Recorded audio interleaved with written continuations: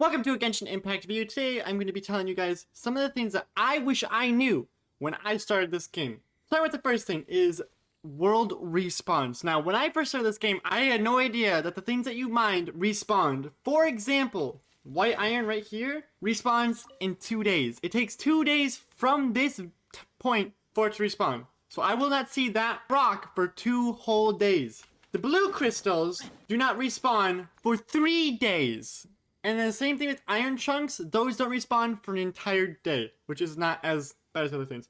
But what I'm trying to get at is that knowing that these things respawn is a big deal. Because I went around just kind of dilly-dallying and thinking I could just return to them, in a couple hours, or, when I reloaded the game, or the next day. But that is not how this works. Everything is kept track of. And if people join your world and mine those resources, you will have to wait that time for them to come back.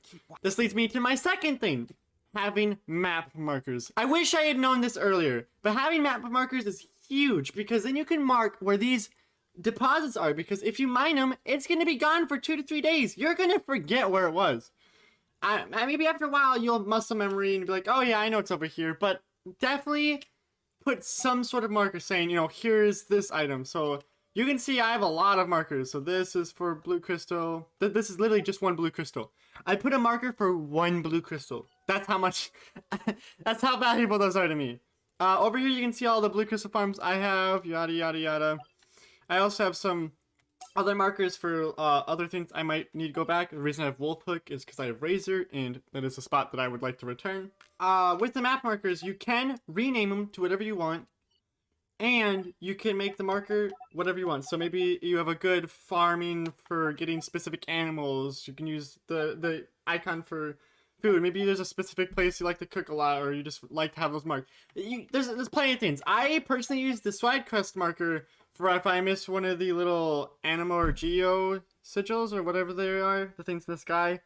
And then I use them to mark quest items that I need to go back to and figure out for later, because sometimes I just get tired of trying to solve a puzzle for an hour. Another thing I wish I had known was stats. Now, I knew about artifacts. I figured that out pretty fast. You can see max HP, there's the stat there, attack, defense, but you can go into the details. For me, it's just Y on the controller, and it brings up all these stats. I did not know this existed. I mean, there's so much in here. But you can see there's crit rate, damage, and all that stuff. Lower, it tells you all your pyros, geo, and physical damage bonuses. But this is just for artifacts. If you go to your attributes and then press details, then you get to see the full picture. You can see exactly what crit rate is. So if I go to artifacts, you can see my crit rate here is what? 6.2?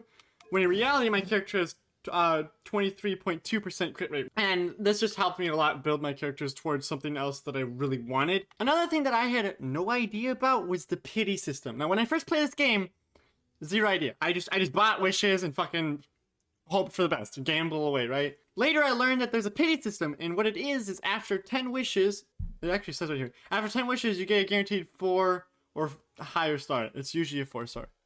Now, what I didn't know was that after 90 wishes, the pity system will actually guarantee you a 5-star. Now, that's a lot of wishes, and I don't recommend you guys pay to get 5 stars, but, there are people who are going to do that. But just so you know, that's how the pity system works. And if you're curious about how many more wishes you need, you just go to your history. It'll bring up the menu, and you can see it. So for me, I've only made 1 wish since my last 4-star.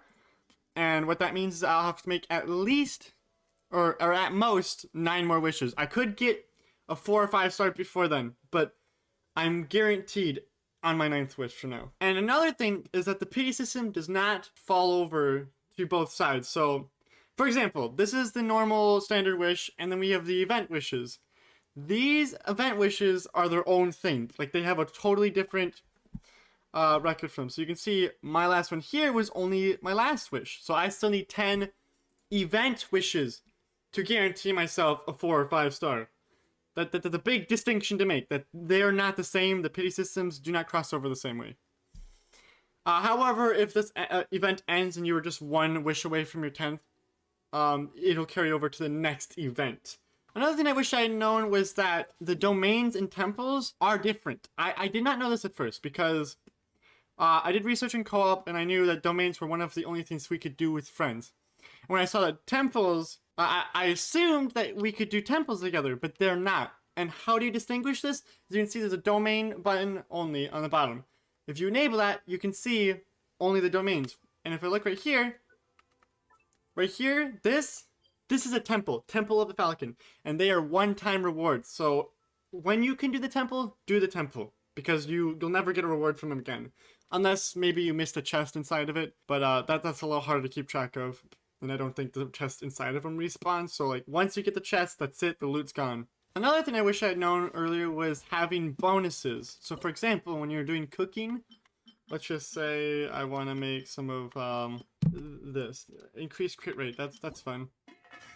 You can see you can select your character, and it says no character bonuses for Razor. But if I go into this, you can see that Zhongling actually has a 12% chance to receive double the product. And this does happen. It happens pretty frequently. It's not, it doesn't happen every time, but if I auto-cook 3, let's see how much we get.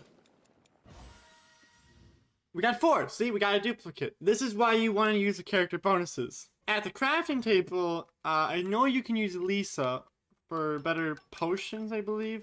Yes.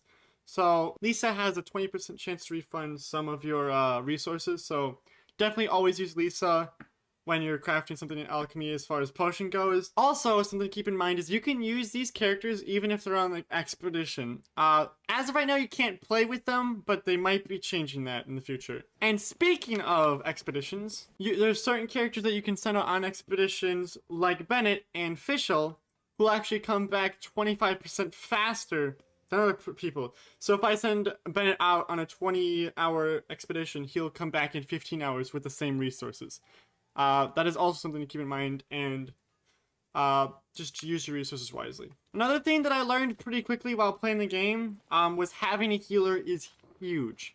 Now, most of you guys should be able to get Noelle because she's basically guaranteed. With Noelle, she has a chance of healing while she's hitting enemies with her shield up. If you get 1 constellation with her, if you're using her special and shield same time, you will guarantee heals on each hit.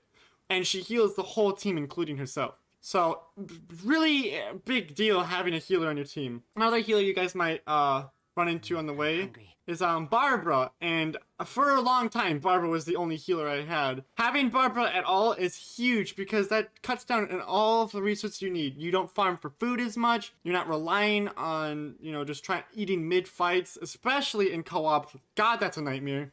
So highly recommended to have at least 1 healer.